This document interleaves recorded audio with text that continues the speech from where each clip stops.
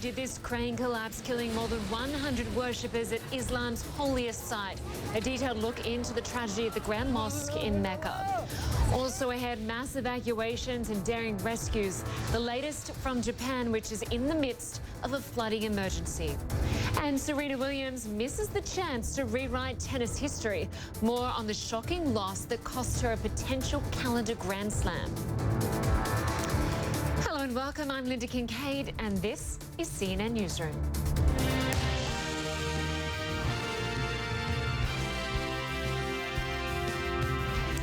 We begin in Saudi Arabia, where an investigation is underway after a crane collapsed on the Grand Mosque in Mecca, killing at least 107 people.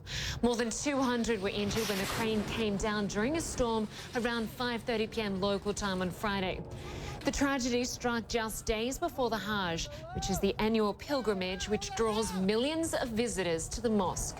I'm joined now by Khalid Al-Amina. He is the editor-in-chief of the Saudi Gazette in Jeddah, and he joins us on the phone. Thanks for your time today. We know it's about 10 o'clock in the morning in Mecca. Just tell us what you're hearing about the death rate and the casualties. Are the numbers steady or have they risen? Well, the latest was 107.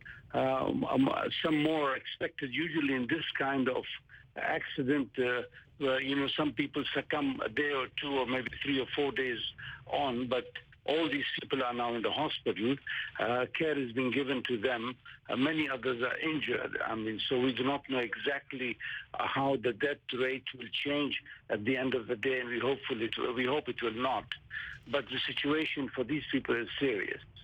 And this, of course, happened around 5:30 p.m. local time. Could we have seen a much higher death toll had it happened at a different time during the day? Oh, yes. Had it happened in the afternoon, remember that yesterday was the Friday prayers, which is the official sermon for the Muslims on Friday. And had it happened at about 1 o'clock, things would have been really bad because the mosque was full at that time.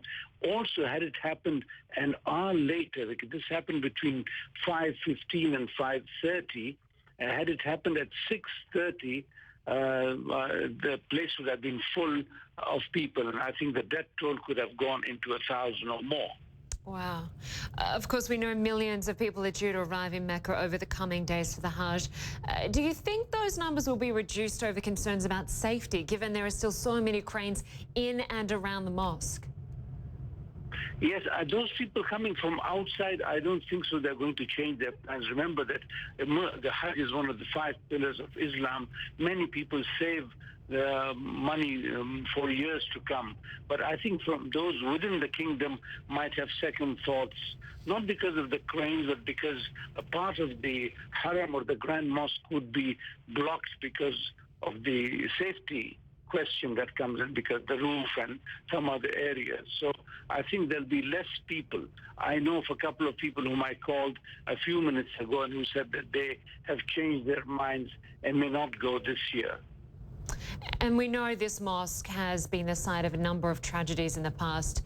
The construction area is, of course, meant to make the mosque safer. Is that right? Yes, the irony of it was being expanded and widened so that more and more people would come for Hajj. It already can house 1 million and something within and outside the proximity, within close proximity of the mosque. But some of these cranes outside also were for other buildings, maybe, as has been said. But whatever it is, I think the sight of these cranes, are going to cause some kind of fear among people. This happened also because to an act of nature. Until investigations are complete, we will not know the exact cause. But yesterday, Mecca had a dust storm, a sandstorm, rain, and for the last 3 or 4 days there has been inclement weather, and it may have been caused, and even one of the cranes was hit by lightning, although we cannot say at this moment whether it was this particular crane. Okay, Khalid Al-Amina, thank you so much for joining us from the Saudi Gazette. We appreciate your time today.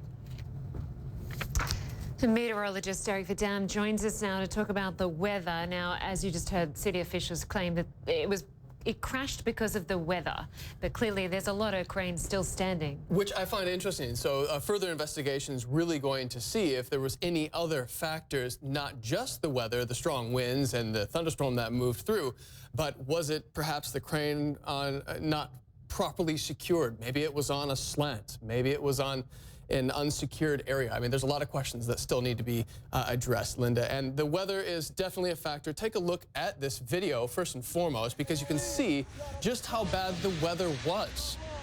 Winds whipping locally around the Grand Mosque, potentially up to 80 kilometers per hour.